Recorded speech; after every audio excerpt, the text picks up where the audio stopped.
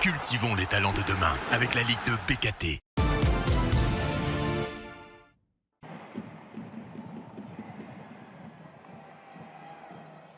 Avec 18 points chacun, Amiénois et Nancéens n'ont qu'une marge infime sur la zone rouge avec 2 unités d'avance sur le barragiste et 3 sur le premier relégable. Et dans cette rencontre à fort enjeu, en bas du classement, ce sont les Nancéens qui vont frapper les premiers avec ce corner tiré par l'ancien Amiénois, Jérémy Gélin, coupé par Elijah Mendy. Le défenseur central arrive lancé et prend le meilleur sur ses adversaires et trompe Paul Bernardoni. Premier but pour l'ancien Dijonais qui permet donc à la SNL de virer en tête après 11 minutes de jeu seulement. Amiens est plutôt sur une bonne dynamique avec 2 succès de suite à l'extérieur à Pau avant la trêve et au Havre en Coupe de France et veut réagir, ne pas se laisser distancer sur sa pelouse. Une situation dangereuse avec ce centre fuyant et vicieux sur lequel Enzo Basilio montre la plus haute vigilance avec cette manchette bien sentie. Nancy a également un récent bilan intéressant avec une victoire contre Clermont, une qualification au tir au but à Grenoble en Coupe de France.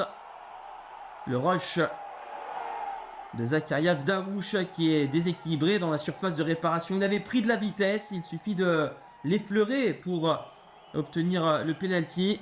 Il va se faire justice, Zakaria Daouche, en prenant à contre-pied avec beaucoup de maîtrise Paul Bernardoni.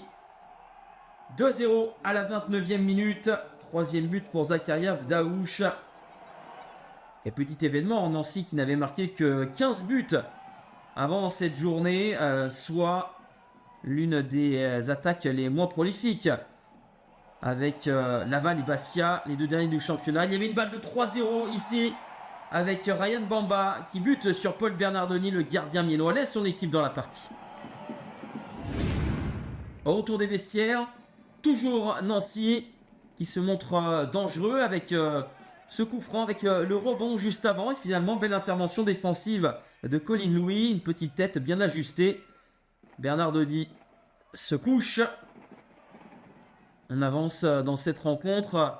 Les joueurs d'Omar Daf accélèrent pour revenir dans le match avec cette réduction de l'écart signée Yanis Rafi. La passe d'Ivan Kadimi est parfaite entre les 2 défenseurs nancéens. Première intention, la frappe de Yanis Rafi trompe Basilio. 2-1 au lieu de maîtriser la partie tranquillement. Nancy se fait peur et il faut un Enzo Basilio magistral pour claquer cette tête de Kylian Keboué.